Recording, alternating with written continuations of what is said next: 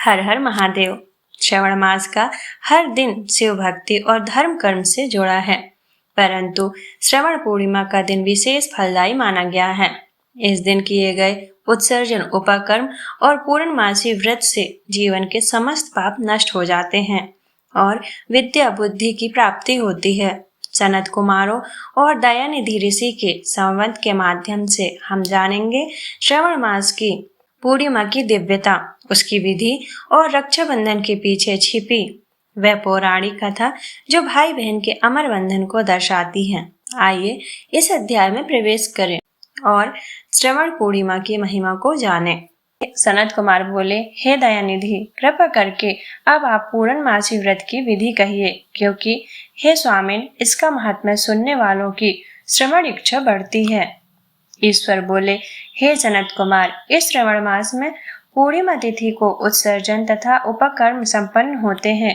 पौष की पूर्णिमा तथा माघ की पूर्णिमा तिथि उत्सर्जन कृत्यों के लिए होती है, अथवा उत्सर्जन कृत्य हेतु पौष की प्रतिपदा अथवा माघ की प्रतिपदा तिथि विहित है, अथवा रोहिणी नामक नक्षत्र उत्सर्जन कृत्य के लिए प्रशस्त होता है, अथवा अन्य कालों में भी अपनी अपनी शाखा के अनुसार उत्सर्जन तथा उपकर्म दोनों का साथ साथ करना उचित माना गया है।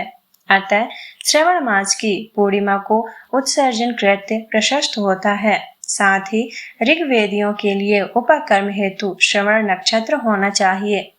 चतुर्दशी पूर्णिमा अथवा प्रतिपदा तिथि में जिस दिन श्रवण नक्षत्र हो, उसी दिन ऋग्वेदियों को उपकर्म करना चाहिए। यजुर्वेदियों का उपकर्म पूर्णिमा में और सामवेदियों का उपकर्म हस्त नक्षत्र में होना चाहिए। शुक्र तथा गुरु के अस्त काल में भी सुख पूर्वक उपकर्म करना चाहिए, किंतु इस काल में इसका प्रारंभ पहले नहीं होना चाहिए, ऐसा शास्त्रविदों का मानना है। ग्रहण तथा संक्रांति के दूषित काल के अनंतर ही इसे करना चाहिए। हस्त नक्षत्र युक्त पंचमी तिथि में अथवा भाद्रपद पूर्णिमा तिथि में उपकर्म करें। अपने अपने ग्रह सूत्र के अनुसार उत्सर्जन तथा उपकर्म करें। अधिक मास आने पर इसे शुद्ध मास में करना चाहिए। ये दोनों कर्म आवश्यक हैं, अतः प्रत्येक वर्ष इन्हें नियम पूर्वक करना चाहिए। उपकर्म की समाप्ति पर द्विजातियों के विद्यमान रहने पर स्त्रियों को सभा में सभा दीप निवेदन करना चाहिए। उस दीप को आचार्य ग्रहण करे या किसी अन्य ब्राह्मण को प्रदान कर दे। दीप की विधि इस प्रकार है। स्वर्ण, चांदी अथवा तांबे के पात्र में शेर भर गेहूं भरकर गेहूं के आटे का दीपक बनाकर उसमें उस दीपक को जलाएं। वह दीपक घी से अथवा तेल से भरा हो और 3 बत्तियों से युक्त हो। दक्षिणा तथा तांबुल सहित उस दीपक को ब्राह्मण को अर्पण करें। दीपक की तथा विप्र की विधिवत पूजा करके निम्न मंत्र बोले, स दक्षिणा स तांबुला सभा दीप्योमुत्तम अर्पितो देव देवस्य मम संतु मनोरथा। दक्षिणा तथा तांबुल से युक्त यह उत्तम सभा दीप मैंने देव देव को निवेदित किया है। मेरे मनोरथ अब पूर्ण हो।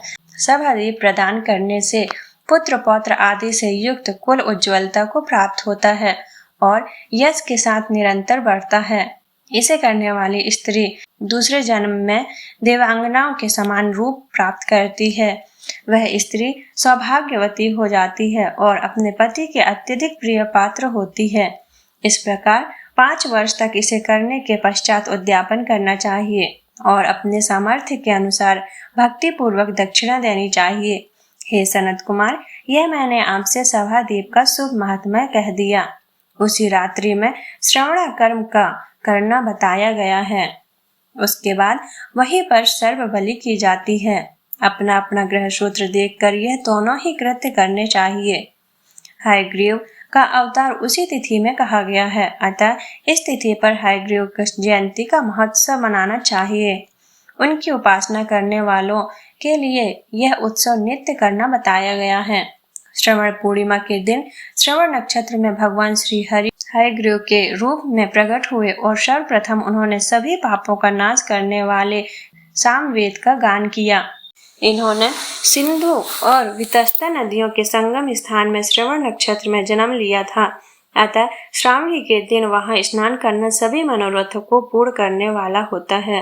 उस दिन वहां शंख, धनुष, चक्र तथा गदा धारण करने वाले विष्णु की विधिवत पूजा करें।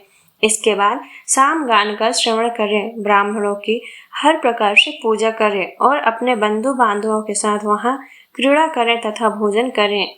स्त्रियों को चाहिए कि उत्तम पति प्राप्त करने के उद्देश्य से जल क्रीड़ा करें। उस दिन अपने अपने देश में तथा घर में इस महोत्सव को मनाना चाहिए तथा हयग्रीव की पूजा करनी चाहिए और उनके मंत्र का जप करना चाहिए। यह मंत्र इस प्रकार है: आदि में प्रणव तथा उसके बाद नमः शब्द लगाकर बाद में भगवते धर्माय जोड़कर उसके बाद आत्मविशोधन शब्द की चतुर्थी विभक्ति आत्मविशोधनाय लगानी चाहिए। पुनः अंत में नमः शब्द प्रयुक्त करने से 18 अक्षरों वाला ओम नमो भगवते धर्माय आत्मविशोधनाय नमः मंत्र बनता है। यह मंत्र सभी सिद्धियां प्रदान करने वाला और 6 प्रयोगों को सिद्ध करने वाला है। इस मंत्र का पुरुषचरण 18 लाख अथवा 18,000 जप का है। कलयुग में इसका पुरुषचरण इससे भी 4 गुना जप से होना चाहिए। इस प्रकार करने पर हयग्रीव प्रसन्न होकर उत्तम वांछित फल प्रदान करते हैं। इसी पूर्णिमा के दिन रक्षाबंधन मनाया जाता है, जो सभी रोगों को दूर करने वाला तथा सभी अशुभों का नाश करने वाला है।